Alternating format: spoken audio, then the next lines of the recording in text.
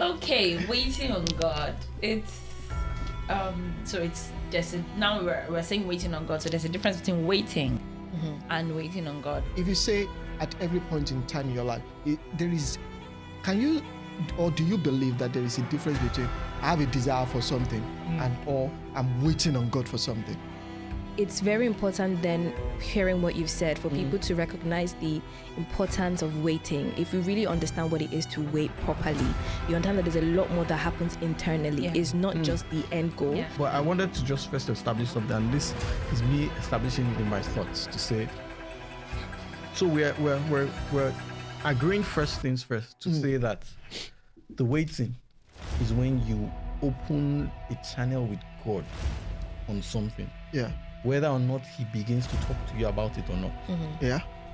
such that you have a conversation with the Spirit of God. So I can wake up this morning, I feel like taking, I don't know what is it, coffee. It is a desire. But if I walk up to my wife and say, babe, please, what are we having for breakfast?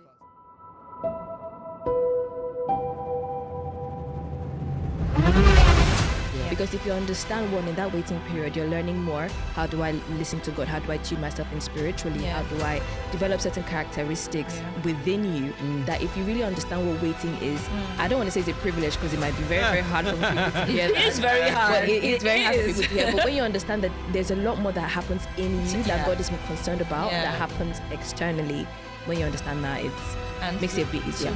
And like I have come to believe that God's waiting room is always full.